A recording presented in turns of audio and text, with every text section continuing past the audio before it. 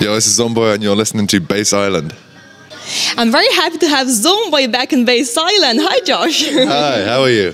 I'm very good, thank you. How are you? I'm very good. I'm very tired. I'm very full. I've eaten a lot of pizza tonight, so very full, but ready to go. And you played in Athens last night. Yes, all the way from, Greece, Athens, yep.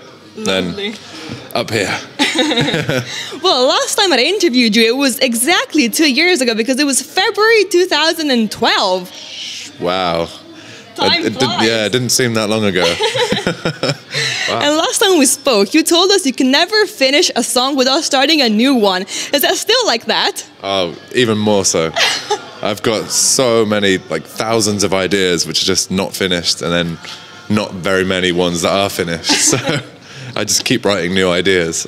And over just 2 years, you've traveled the world, I don't know how many times, how many different places, how many #1 hits, different genres, amazing experiences. Yeah. So what do you feel has helped you grow the most as a person and as an artist? That's a tough question. I don't know. I didn't have an option to stop. I had a big management team behind me pushing me all the time. So if it was my choice, I would have rested a bit more, but the guys behind me, they were just like, nope, keep going, keep going, keep going. So I did, and I got to thank them for it now because it's gotten me to where I am. But it's been a long and hard road. So where is older Zomboy going now? What are your plans, your wishes, your expectations? Well, I'm obviously still writing quite heavy bass music, but it's going a little bit more towards electro, so a bit more commercially viable for everyone to listen to, because when it's dubstep, not many people like dubstep. There's a small percentage that will really like dubstep, but if I can keep the kind of Zomboy essence while still branching out and doing electro and other things like that, I think I'll expand my fan base, and that's... And compared to a couple of years ago where bass music in general was really exploding, especially dubstep, do you feel it's easier or harder nowadays to make electronic music? It's for people who are trying to break through, it's a lot harder now. Especially if you're trying to break through in dubstep. At the moment, dubstep it's a very hard one to get into. If you're already a big dubstep DJ, then you're okay. But for new people coming in, it's a hard time. But there are still people doing it. There's a very select few amount of people who are kind of coming through and showing us a new style of dubstep, and it's really working, which is good for me as well, because I still love to play dubstep in my sets, but the problem is not many people are writing it anymore, so it's hard to keep the set fresh when there's not many people writing it. Sure, of course. Yeah. And is there a track, either new or old, whose production amazes you? Other than the obvious Skrillex and Knife Party, there's a guy on my label who's just recently signed to Never Say Die. He's called Must Die. Oh, yes. Yeah, and he's amazing. He's really switched on dude. He writes more than me. He writes he could probably finish 2 songs a day.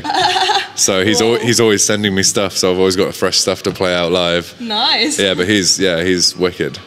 And Never Say Die just celebrated its 50th release in 4 years. Fantastic. So how are things over at Never Say Die headquarter? Wicked. Everyone's going really...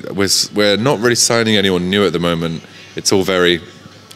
still a very select few amount of artists on the label, because we want to stay quite exclusive. We don't want to just sign anyone, because it loses its it loses its flavor, if you know what I mean. Yeah. But it's going really strong. They're really focusing on us, the key artists on the label. So we're getting pushed forward. We've got a big team behind us. It's all very focused and really, really working. And well, after all these experiences and amazing places you've seen, I'm sure there's one thing you still haven't experienced. You've never seen a real zombie. No, I know. The closest I've come to is in America. They have the walk of the Deads, or the Day of the Deads, where whole cities will dress up as zombies and walk around the streets. It's quite scary.